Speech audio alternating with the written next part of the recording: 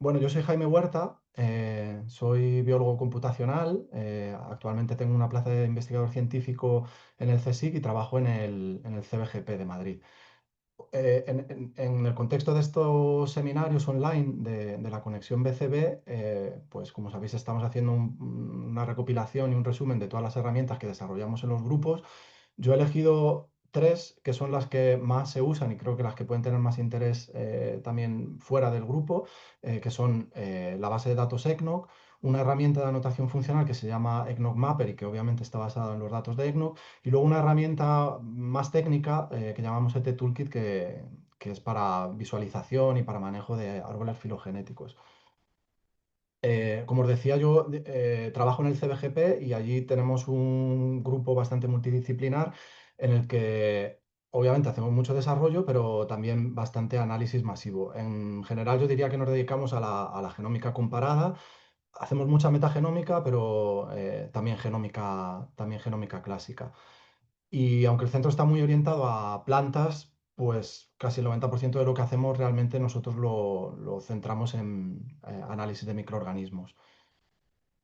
Como os decía, hacemos mucho data análisis y también muchísimo desarrollo de herramientas. Tenemos bastantes en el portfolio de las cosas que salen del laboratorio. He puesto esta diapo al principio para no olvidarme de agradecer a realmente toda la gente que contribuye en el día a día al desarrollo de estas herramientas.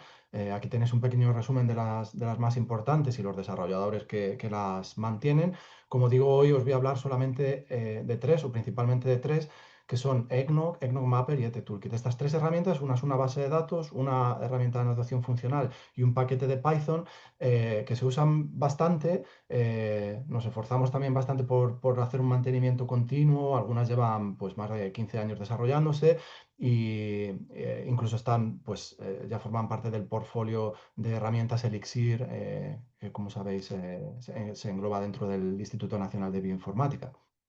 Voy a empezar y seguramente me detendré más en contaros en qué consiste la base de datos ECNOC y para qué puede ser útil. Y luego, si nos da tiempo, pues unas pinceladas también del resto de herramientas que son complejas, pero simplemente quería enseñaros cómo conecta alrededor de esta base de datos que es ECNOC.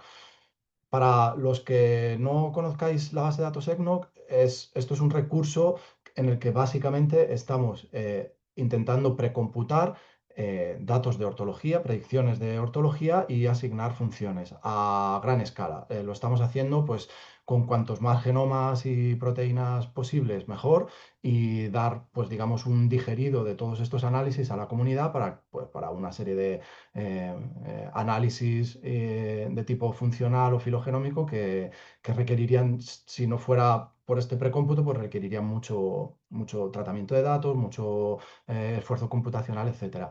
Coincide esta charla con que estamos a punto de liberar la siguiente versión de ECNO.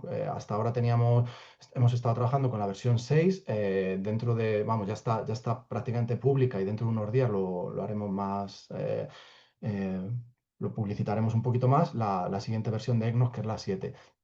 En esta versión estamos anotando unas 12.000 especies bacterianas, eucariotas, arqueas, cerca de 60 millones de secuencias, y usamos, pues, como vais a ver ahora, metodologías pues, que van desde clustering hasta árboles filogenéticos, etcétera. No puedo dejar pasar una pequeña introducción a qué es la ortología, la paralogía y por qué dedicamos tanto esfuerzo a mantener una base de datos de este estilo. Y voy a introducir pues, un poquito los conceptos y por qué lo estamos haciendo, que yo creo que también va a servir a la comunidad para entender cómo se puede usar este recurso, esta herramienta. Y perdonadme si son conceptos muy obvios, pero creo que no está de más que los expliquemos brevemente. Bueno, el concepto de homología creo que está más claro, pues son homología en un contexto genómico, pues se refiere a secuencias, a genes que provienen de un mismo ancestro. Lo que quizás genera un poquito más de ambigüedad es la distinción entre ortología y paralogía, porque estos son dos conceptos evolutivos que, digamos, diferencian entre dos tipos de homología. Si dos secuencias comienzan a diferenciarse a partir de un evento de duplicación, se consideran parálogas, y si, sin embargo, están separándose o divergiendo a través de, o por, a causa de eventos de especiación, pues se llamarían ortólogas. Son, como veis, definiciones puramente evolutivas. Y esto se definió hace bastante tiempo. Walter Fitch fue un poco el artífice de estas definiciones y desde entonces pues han servido para muchísimas cosas prácticas en el campo de la genómica comparada. En la práctica, esta distinción entre ortología y paralogía eh, se lleva a cabo pues teniendo en cuenta todas estas implicaciones evolutivas de qué significa una cosa y otra. Si lo ponemos en un contexto de un árbol filogenético muy sencillito, pues tendríamos un escenario en el cual un gen ancestral se podría duplicar, creando dos linajes, digamos. Estos dos linajes de secuencias, en principio nada más duplicarse, serían dos secuencias, se considerarían homólogas y parálogas entre sí, pero tras la duplicación podría haber eventos de especiación, ¿verdad?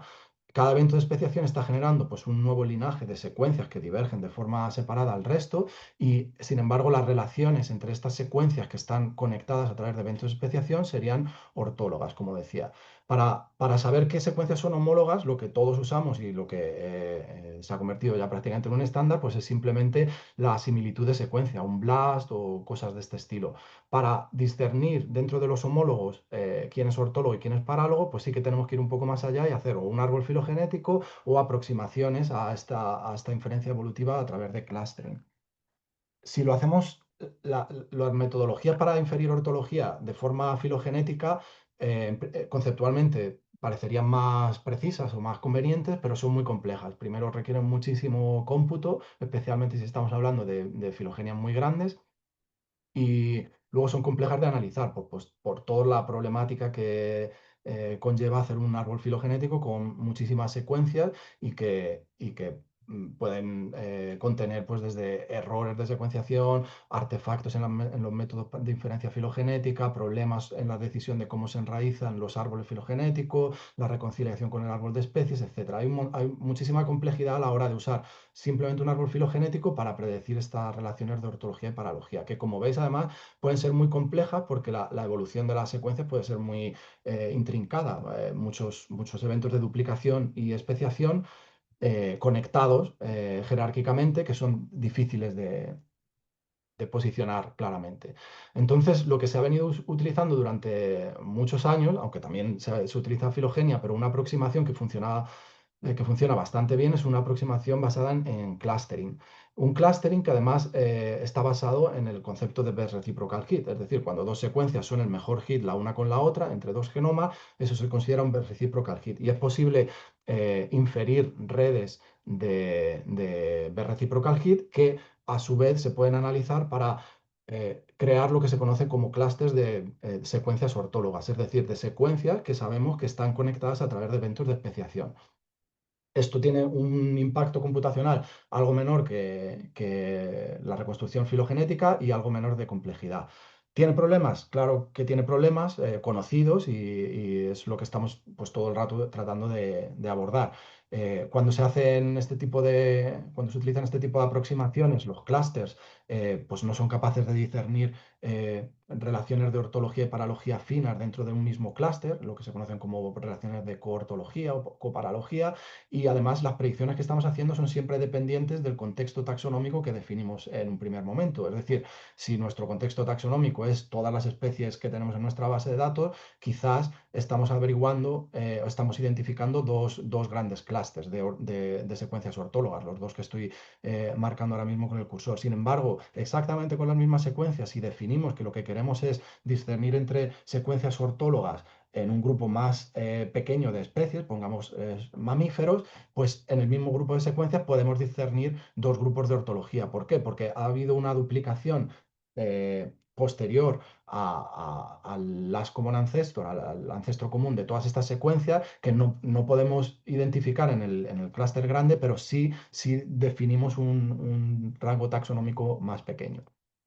Luego hay otra serie de complejidades que complican el asunto, tanto a nivel de clustering como de filogenia, y que tienen que ver, por ejemplo, pues, con familias de genes o grupos de secuencias homólogas que son complejas, que tienen múltiples dominios, cada dominio puede haber seguido una historia evolutiva diferente, hay eventos de fisión, de fusión, hay dominios altamente promiscuos que participan en familias génicas con funciones muy diferentes, etcétera, etcétera. Tener todo esto en cuenta es difícil. Hasta ahora, pues todas las predicciones de ortología, bueno, no todas, pero la mayoría de las predicciones de ortología que hacemos se basan en la idea de que el gen es la unidad evolutiva básica, que no es cierto y perfectamente podríamos considerar dominios como esa unidad.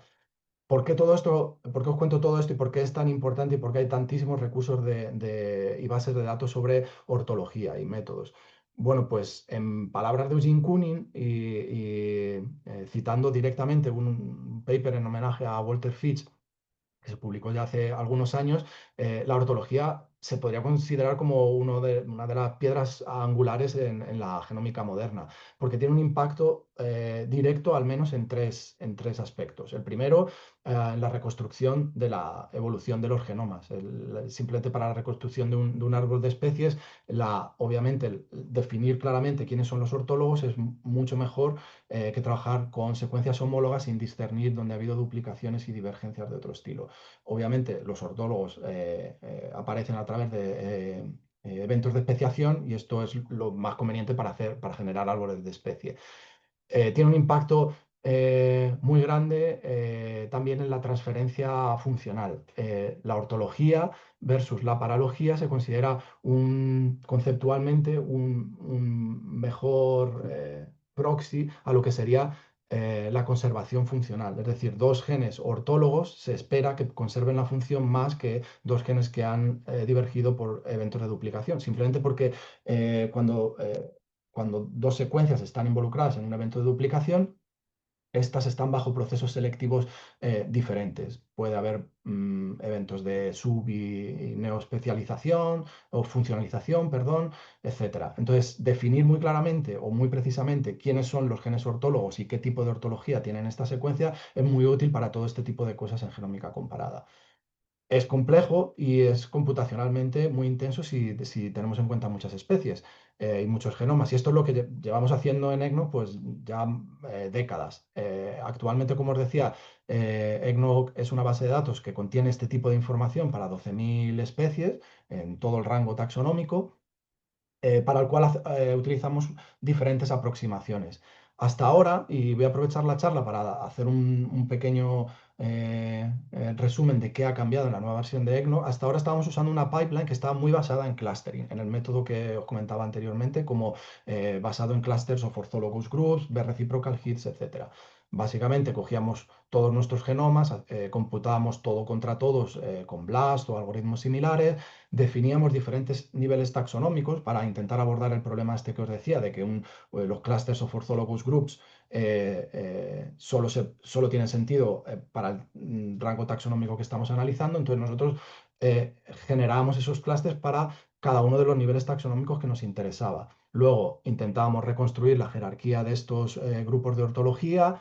Es algo complejo porque no estábamos siguiendo un árbol filogenético, anotábamos funcionalmente y lo que sí que hacíamos era luego para cada grupo de ortología inferíamos un árbol filogenético que ya sí que nos permitía diferenciar de forma un poquito más fina estas relaciones de coortología o coparalogía, etcétera, etcétera. Todo esto lo poníamos en una base de datos y una web, que es lo que se ha venido usando hasta ahora. En la nueva versión de EGNOC hemos cambiado, bueno, como os decía, esto se ha vuelto también un poco impracticable en cuanto a cómputo y a necesidades analíticas. Eh, entonces llevamos bastante tiempo intentando cambiar el sistema, el algoritmo que usamos para inferir estos clústeres de ortología, tratando también de abordar algunos de los problemas que comentaba anteriormente, como por ejemplo la promiscuidad de los diferentes, de algunos de los dominios, el hecho de que la misma proteína multidominio pueden aparecer, podrían seguir historias evolutivas diferentes para cada uno de sus subdominios, etcétera, etcétera. Entonces, lo que hemos hecho en ECNOX 7, para no enredarme mucho, pero sí daros una visión un poquito global de qué ha cambiado, hemos cambiado la pipeline y ahora hacemos un clustering que está basado primero en un clustering de dominios, es decir, cogemos todas las proteínas de todos los genomas que estamos analizando, hacemos un preclustering basado en dominios de PFAM, dominios conocidos. Eso lo que nos hace es definir a priori cuáles son las familias génicas que tenemos que analizar. Recordatorio aquí, las familias génicas basadas en dominios simplemente se refieren a secuencias homólogas. Las tenemos todas juntas, pero todavía no sabemos quién es ortólogo y quién es parálogo dentro de estas familias. Para las secuencias que no tienen dominios conocidos, inferimos clústeres de familias de novo, usando clusterings, algoritmos de clustering tipo MMSX, etcétera. Y una vez tenemos definidos los clústeres de cada familia génica, clústeres de secuencias homólogas, hacemos reconstrucción filogenética de novo para cada una de ellas. Aunque sean gigantes las familias, reconstruimos esos árboles. Algunos de los árboles que hemos reconstruido aquí en esta última versión pues contienen más de 50.000 secuencias o incluso 100.000 secuencias. Hacemos un pre-screening filogenético y hemos diseñado un algoritmo que en principio sería tolerante a pues, todos estos fallos que os decía son bastante comunes en el análisis de árboles filogenéticos, desde artefactos hasta outliers taxonómicos, etcétera. Esto era lo que nos nos había impedido durante mucho tiempo utilizar de forma nativa los árboles filogenéticos y solo lo hacíamos como un post-análisis de los ortólogos group. Aquí estamos haciendo algo diferente, estamos infiriendo el árbol filogenético a partir de todas las secuencias homólogas en un primer momento y el algoritmo es capaz de identificar en el árbol qué clados, qué ramas estarían identificando claramente un ortólogos group, es decir, un grupo de secuencias que obviamente o muy claramente provienen de un evento de especiación y se separan o sea, todas ellas están relacionadas mediante eventos de especiación y se separan a través de una paralogía de otros posibles orthologous groups, ¿vale? Esto sería un poco el resumen. Esto ha tenido un impacto bastante claro en la calidad de los grupos y de las anotaciones funcionales que tenemos en la nueva versión de EGNOC. Simplemente para resaltar algunos de los cambios más relevantes, el primero es que el hecho de hacer un pre-clustering por dominio y que luego la definición de los OGs, de los grupos ortólogos, se haga a través del árbol filogenético, ya nos ha reducido muchísimo el número de singletons. Esto es una gráfica en escala logarítmica. Esta diferencia que veis aquí en reducción de singletons, de singletons serían secuencias que no se han clusterizado, es de varios millones de secuencias que reducimos en la versión EGNOC 7. Y también lo que creo que es más interesante es que ya no tenemos grandes grupos gigantes que no podamos abordar, o sea, que no tuvieran sentido desde un punto de vista evolutivo. No tiene mucho sentido que de 12.000 especies que estamos analizando tuviéramos grupos ortólogos con más de 100.000 secuencias. Eso significa que hay una gran tasa de duplicación dentro del mismo grupo de ortología, lo cual era un poco raro. Lo que estaba sucediendo, y lo sabíamos desde hace mucho tiempo, es que estos dominios promiscuos en proteína multidominio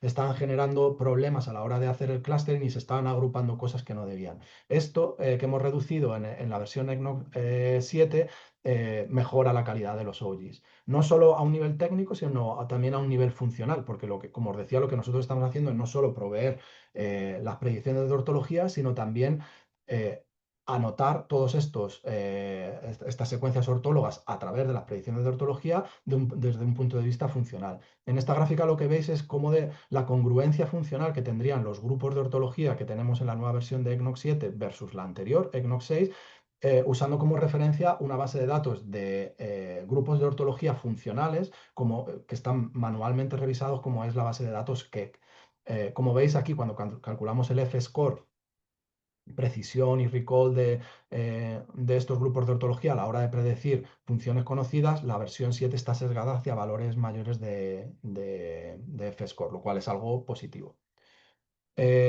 Muy rápidamente, ¿cómo funciona la web de EGNOC y qué cosas se pueden hacer? Eh, Quizás, es que no sé si va a funcionar si me voy ahora a la web o lo explico muy rápidamente. Si tenemos luego un minutillo, nos vamos a la web y lo vemos en la práctica. En EGNOC se puede buscar directamente por un nombre de proteína o por un nombre de dominio o por un nombre de funcional, etc. Y lo que te muestra la base de datos ahora mismo en la nueva versión es un resumen de si hemos hecho una query de una proteína concreta, te muestra a qué familia y qué dominios contiene esta proteína, en qué grupo de ortología se ha posicionado esta proteína y predicciones funcionales para esa proteína. No necesariamente la proteína en sí tiene que tener las anotaciones funcionales, sino el grupo de ortología, porque lo interesante de esto es que cualquier secuencia que se haya predicho dentro de un grupo de ortología puede asumir, puede transferir las funciones de otras secuencias que sí que están anotadas. Es decir, es una manera muy útil de conocer la función de estas secuencias en principio sin anotación funcional para todas estas 12.000 especies que hemos incluido. También es muy interesante en esta versión que todo está muy ligado a una visualización y a sí, a una visualización muy dinámica del árbol filogenético que ha generado estas inferencias. Luego lo veremos muy rápido en la web, pero aquí lo que estáis viendo es que este grupo de ortología de esta proteína concreta pues está enmarcado en este recuadro violeta, y se puede ver muy claramente cuál ha sido la historia evolutiva de este grupo de secuencias ortólogas y de qué otras cosas ha divergido. En este caso estábamos mirando una secuencia un gen fijador de nitrógeno, NIFH, y que pertenece a una familia génica más compleja, en la cual hay variantes del gen que hacen otra serie de funciones o ligeramente diferentes. Y aquí se puede ver muy claramente a través de las anotaciones funcionales que veis en coloritos aquí y en el phylogenetic profiling que está al lado, cómo la evolución de las secuencias y la función se puede ir delimitando de una forma muy, muy interesante. Eh, Hasta aquí lo que sería la base de datos y todo el precómputo de estos análisis. Más rápidamente os voy a comentar el resto de herramientas, EggNoc Mapper y ET-Toolkit, que una se construye en base a EggNoc y la otra, digamos que provee de herramientas para hacer los análisis que hacemos tanto en EggNoc Mapper como en EggNoc. EggNoc Mapper, como os decía, es una herramienta de línea de comandos, aunque tenemos también la versión web, que utilizando los datos precomputados en EggNoc es capaz de hacer una anotación funcional de cualquier otro genoma o metagenoma. ¿Cómo hace esto? Pues utiliza una aproximación mixta que no requiere tanto cómputo como requeriría incluir estos genomas de nuevo en una base de datos como EggNoc, pero que es suficientemente rápido para hacerlo a gran escala. Básicamente cogemos las secuencias problema, que pueden ser un proteoma completo, un genoma sin ensamblar, un metagenoma, no importa, escala muy bien al número de secuencias. Hacemos un mapeo de esas secuencias problemas contra la base de datos de EGNO y hay diferentes estrategias. Se puede usar desde perfiles HMM hasta mapeadores muy rápidos como Diamond MMSEX. Esto sucede de una forma muy rápida y a través de este mapeo posicionamos esas secuencias problemas en uno de los grupos de ortología que ya tenemos precomputados en EGNO.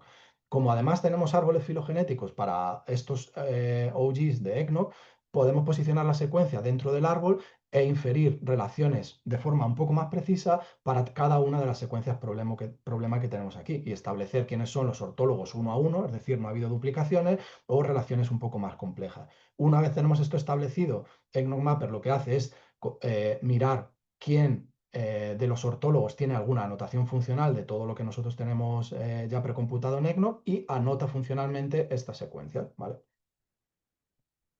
Esto tiene un efecto interesante en el sentido de las calidades de las predicciones. Y esto me gustaría resaltarlo porque es un error común pensar que EggNoc Mapper, por ejemplo, va a anotar más cosas que un simple BLAST o métodos basados en homología. No es así. El objetivo de usar ortología es refinar las predicciones funcionales más que aumentar la cobertura. Lo que veis aquí, esto forma parte del artículo original de EggNoc Mapper hace ya unos cuantos años, pero ilustra muy bien el concepto de lo que estamos haciendo. Comparamos las anotaciones funcionales que estábamos obteniendo para un set conocido, para un set de proteínas que conocíamos la función, en términos de verdaderos positivos, falsos positivos y términos que no están del todo curados, comparando el resultado de EggNoc Mapper, es decir, basado en ortología, o simplemente BLAST a diferentes cortes de eValue. Como veis todo el rato, la barrita verde que representaría el ratio de términos true positive es siempre mayor cuando se utiliza ortología. ¿Quiere eso decir que una predicción basada en homología y por tanto incluyendo también parálogos no funciona? No, funciona y funciona razonablemente bien. La ortología simplemente está refinando esas predicciones y te está ayudando a quitarte predicciones que seguramente no son tan precisas porque provienen de parálogos que han sufrido duplicaciones y que por lo tanto seguramente es indicativo de que han cambiado su función. Este efecto, que es positivo en cuanto a la calidad de las predicciones, tiene un impacto, obviamente, en la cobertura de las secuencias que podemos anotar. Si comparas cuántas secuencias podemos anotar por homología versus cuántas secuencias podemos anotar con la ortología, obviamente la ortología anota menos, porque estás descartando las anotaciones que provienen solamente de parálogos. Entonces esto pues hay que tenerlo en cuenta a la hora de usar una u otra herramienta. Nuestra recomendación en general es que siempre es mejor tener mayor calidad, pero si en algún caso pues hace falta tener algún tipo de anotación más allá de lo que te dice la ortología, pues BLAST o u otros métodos basados en homología también funcionarían bien. Eggnog Mapper también te permite utilizar la ortología para otra serie de cosas interesantes. La más interesante, bueno, esto es simplemente una comparativa de eficiencia computacional, es muy eficiente, estamos anotando pues cientos de miles de secuencias en pocos minutos u horas, es decir, que se puede usar a muy gran escala y tiene, como os decía, algunos usos secundarios que son muy interesantes, como por ejemplo predecir qué dominios va a tener una secuencia sin tener que hacer una predicción de nuevo de secuencia de cuál es el dominio que lo contiene. Hicimos la prueba de si la predicción de quiénes son los ortólogos sería suficiente para inferir cuál es el dominio o cuáles son los dominios que probablemente tienen estas secuencias problema. Y de hecho es así, se puede conseguir una precisión muy alta en la predicción de los dominios a través de ortología, reduciendo enormemente la necesidad de cómputo. Entonces, para cosas masivas en las cuales no nos podemos permitir hacer un escaneo con HMMs de todos los dominios de una secuencia, pues resulta bastante interesante. A día de hoy, Eggnog Mapper permite anotar secuencias también online. Tenemos unos servidores montados. Todo esto se puede usar en línea de comandos, obviamente código libre, pero tenemos una versión online que se puede usar y permitimos que se suban hasta 100.000 proteínas en formato FASTA para que se anoten y se anotan bastante rápido. Se pueden subir también CDS, se pueden subir secuencias genómicas o metagenómicas ensamblados y por detrás se va a usar una predicción de Open Reading Frames, etcétera, etcétera. Es muy sencillito, corre bastante rápido y en general hasta nosotros que lo podríamos usar en línea de comandos muchas veces acabamos haciéndolo aquí simplemente por la simplicidad. Luego, como os decía, en la parte práctica os enseño cómo sería un resultado de todo esto.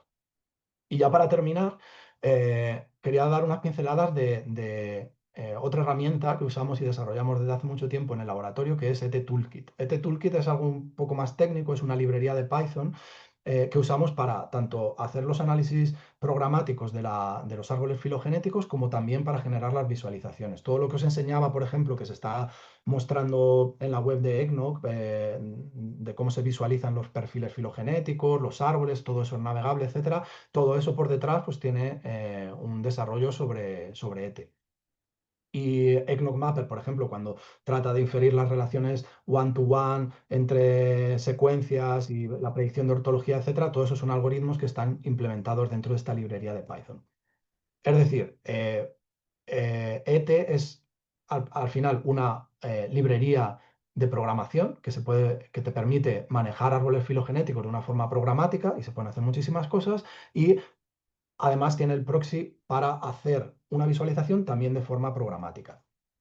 Es decir, eh, uno puede desde una misma terminal de Python lanzar una visualización que de otra manera sería muy compleja de árboles ahora sí muy grandes. Llevamos bastante tiempo desarrollando una nueva versión de ETE que también acabamos de liberar, es la versión 4, en la cual hemos resuelto muchos de los problemas que teníamos para manejar árboles gigantes y ahora se manejan sin problema. Con esta nueva versión de ETE se pueden visualizar y manejar árboles de 100.000, 200.000 secuencias sin ningún problema. Hemos llegado a mover árboles de millones sin mucho cómputo necesario. Encima de este toolkit desarrollamos otra serie de herramientas para hacerlo un poquito más amigable. En concreto quería destacar esta que también tenemos ahora en marcha, que se llama Tree Profiler, y que básicamente te permite, a partir de un árbol filogenético crudo que te daría un programa de inferencia filogenética y una serie de metadatos que normalmente están guardados en un Excel, en un tab de limited file o algo así, se unen las dos cosas y Tree Profiler te puede generar este tipo de visualizaciones dinámicas e interactivas de una forma muy, muy sencilla. Obviamente, en 30 minutos que teníamos de presentación no puedo hacer mucha demostración de que se puede hacer y que no. Lo tenemos todo muy documentado en ETE. Hay un tutorial, hay una guía de referencia sobre cómo se utiliza la librería y luego hay un repositorio concreto que se llama ETE Gallery, en el cual ahora estamos intentando mantener ejemplos de cómo se utiliza la visualización de diferentes tipos, ¿vale? Eh, uno de los, una de las ventajas de usar TreeProfiler, ETE y este tipo de visualización dinámica que quería resaltar y que fue uno de los motivantes de desarrollar, de dedicarle tanto tiempo a este desarrollo, es que los árboles no son estáticos y las anotaciones de los árboles cuando se visualizan tampoco son necesariamente estáticas como en otros visualizadores, incluido nuestras versiones anteriores de ETE. Con Tree Profiler y la nueva versión de ETE, todas las anotaciones que normalmente suelen estar asociadas a las puntas, a las hojas de un árbol, se pueden automáticamente colapsar de una forma, digamos, inteligente, de tal manera que cuando uno navega un árbol muy grande nunca llega a ver las hojas individualmente y lo que querría ver es una representación resumida de qué agrupa cada una de las ramas basales del árbol. Bueno, pues todo esto no existe, no se aborda en un visualizador como tal, que simplemente está cogiendo los datos y visualizándolo como píxeles. La ventaja de Tree Profiler, que utiliza ETE por detrás, es que interpreta estos datos y visualiza una vez ha hecho pues una media o una mediana o ha hecho el cómputo que sea necesario para resumir los datos de forma un poco más interpretable, ¿vale? Lo voy a dejar aquí, que yo creo que ya he consumido casi todo el tiempo que teníamos de presentación. Os dejo aquí pues datos de contacto en el grupo, etcétera, por si tenéis algún comentario o necesitáis hablar con nosotros para algún asunto. Si queréis, teníamos ahora un poquito de tiempo de preguntas. Mientras os las vais pensando, os voy a enseñar un poquito en práctica cómo funcionan algunas de estas cosas. ¿Veis ahora mismo mi navegador con las solapas y tal? ¿Puedo cambiar y las veis? Eh, Sí, ¿no? Vale. Pues mira, lo que os contaba de ECNOC, de la base de datos, de cómo funciona, pues esto sería un ejemplo tipo de lo que se podría hacer. Yo voy a buscar aquí una proteína concreta que es P53 Human, este es el nombre en UniProt, la voy a buscar en ECNOC y lo que tengo de una forma inmediata es la historia evolutiva de esta secuencia con todas las predicciones de dónde están los grandes eventos de duplicación, de especiación, etcétera. Este es el árbol que, como os digo, se está visualizando con ETE y se han hecho los perfiles filogenéticos con Tree Profiler. Todo es interactivo y dinámico, ¿vale? No importa lo grande que sea el árbol, luego os enseño uno que puede ser mucho más grande y como veis, este tipo de ventajas de usar Tree Profiler y ETE para la visualización se ve muy claramente aquí cuando uno quiere visualizar el patrón funcional. Lo que veis aquí serían las anotaciones funcionales de Kegg y de Gene Ontology y cómo se van adaptando a la visualización que uno tiene en la pantalla, ¿vale? Entonces se puede ver muy claramente cómo diferentes funciones se relacionan con diferentes eventos evolutivos, porque tanto el árbol como el perfil filogenético están siempre sincronizados, ¿vale? A la izquierda tendríamos la información básica de qué familia proviene esta información y el Orthologous Group que hemos seleccionado. Aquí, como yo no le he dicho nada concreto, nos ha seleccionado un Orthologous Group que es el más grande que agrupa a la secuencia P53 humana.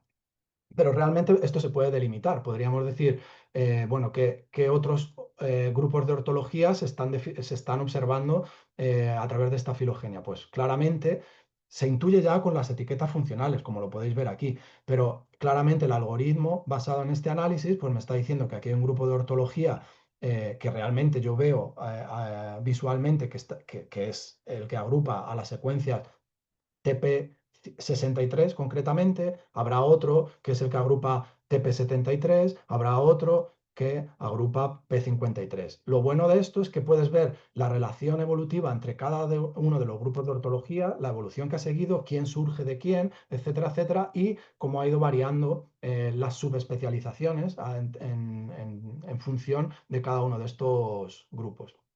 Aquí estarían las anotaciones funcionales resumidas para cada grupo de ortología.